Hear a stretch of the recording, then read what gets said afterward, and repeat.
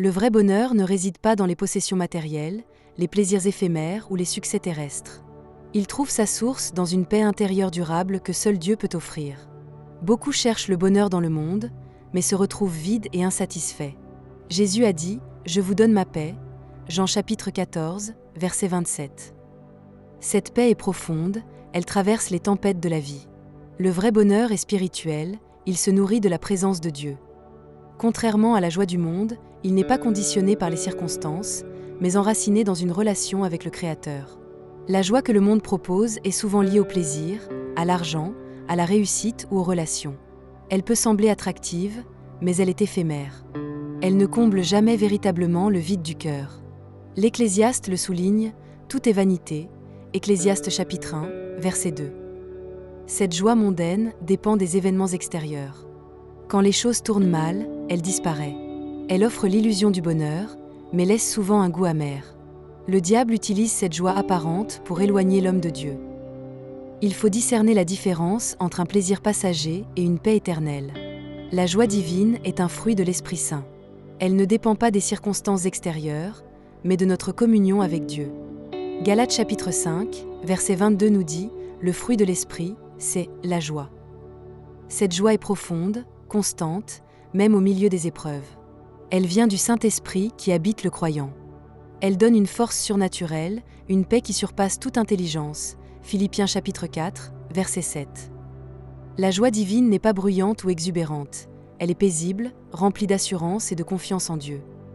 C'est une joie éternelle, incorruptible. La vraie joie trouve sa source dans Dieu lui-même. Il est la source de toute vie, de toute paix, de tout amour. Psaume chapitre 16, verset 11 déclare « Tu me fais connaître le sentier de la vie, il y a d'abondantes joies devant ta face. » La proximité avec Dieu engendre une joie que rien ni personne ne peut enlever. Cette joie naît d'une relation intime avec lui. Elle est nourrie par la prière, la louange et l'obéissance. Quand on s'éloigne de Dieu, on perd cette joie véritable. Jésus, malgré les souffrances et le rejet, a manifesté une joie parfaite. Hébreux chapitre 12, verset 2 dit que, en vue de la joie qui lui était réservée, il a souffert la croix. Sa joie n'était pas fondée sur les événements, mais sur l'obéissance au Père et l'accomplissement de la mission divine. Il promet à ses disciples une joie complète. Afin que ma joie soit en vous et que votre joie soit parfaite. Jean chapitre 15, verset 11. Suivre Jésus, c'est marcher dans sa joie. C'est un choix quotidien de vivre selon l'esprit et non selon la chair. La joie du monde est souvent idolâtre, elle place les choses avant Dieu. Elle mène à l'orgueil, à l'égoïsme, à la dépendance. Elle nous fait croire que nous n'avons pas besoin de Dieu. Jacques chapitre 4, verset 4 avertit « Ne savez-vous pas que l'amour du monde est inimitié contre Dieu ?» Cette joie égoïste peut nous éloigner du salut. Elle ne résiste pas à l'épreuve. Elle déçoit toujours. Quand la joie du monde est retirée, elle laisse la tristesse, le vide et parfois la ruine. Seul Dieu peut remplir le cœur humain durablement. Le secret de la joie divine réside dans le contentement. L'apôtre Paul dit « J'ai appris à être content dans l'état où je me trouve » Philippiens chapitre 4, verset 11. Ce contentement ne vient pas d'un optimisme naturel, mais d'une foi ancrée en Christ. Il permet d'être heureux même dans la pauvreté, la maladie ou la solitude. C'est un abandon total à la volonté de Dieu. Le contentement n'est pas passivité, mais reconnaissance. Il rend libre de l'envie, du stress et de la comparaison. C'est dans le repos en Dieu que naît une joie vraie et durable. Les épreuves testent la nature de notre joie.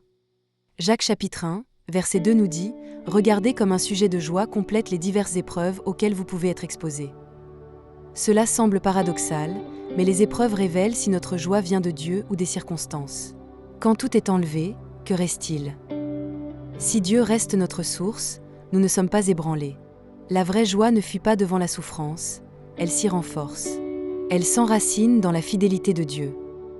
C'est dans les moments sombres que brille la lumière de la joie divine. La louange libère la joie. Même au milieu de l'épreuve, la louange élève l'âme et rappelle la fidélité de Dieu. Paul et Silas louaient Dieu en prison, Actes chapitre 16, verset 25. Leur louange n'était pas basée sur leur situation, mais sur leur foi. La louange détourne notre regard de nos problèmes pour le fixer sur Dieu.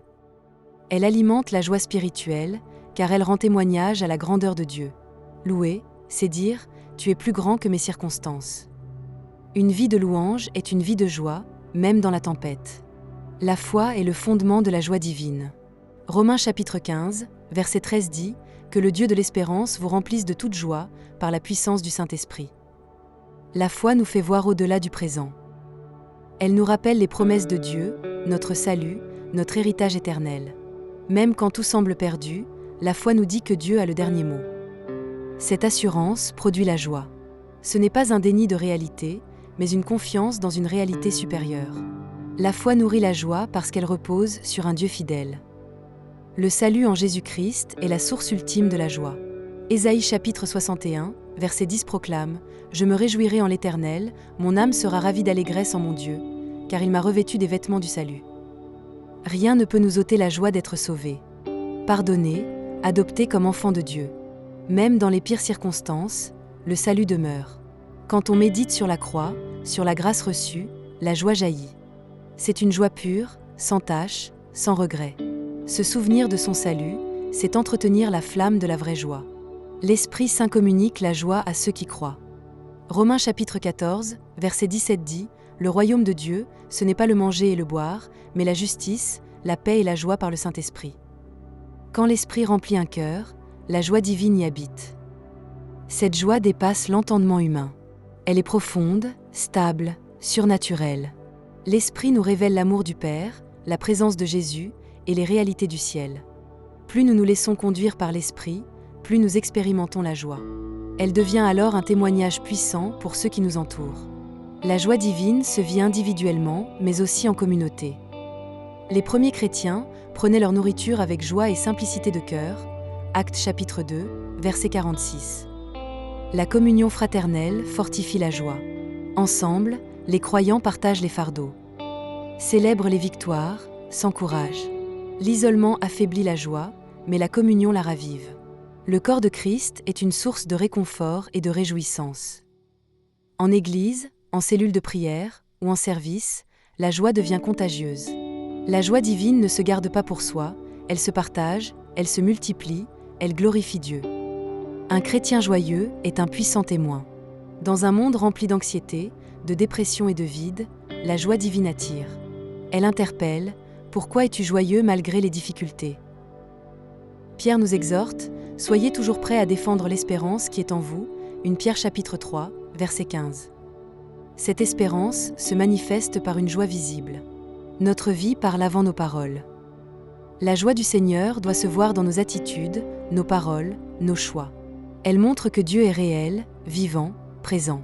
Une joie authentique ouvre des cœurs à l'Évangile.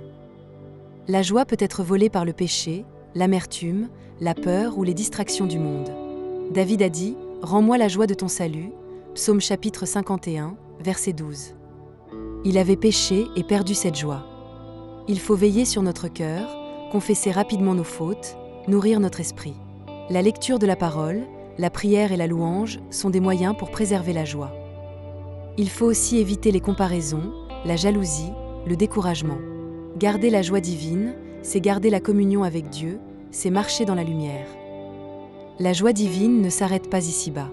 Elle est une anticipation de la joie éternelle. Apocalypse chapitre 21, verset 4 nous promet « Il essuiera toute larme de leurs yeux ».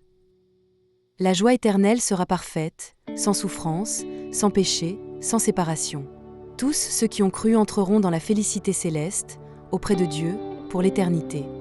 Cette espérance nous soutient aujourd'hui. La joie du monde s'arrête à la mort, mais la joie divine commence ici et se prolonge pour toujours. C'est cette joie-là que nous devons rechercher, vivre et proclamer.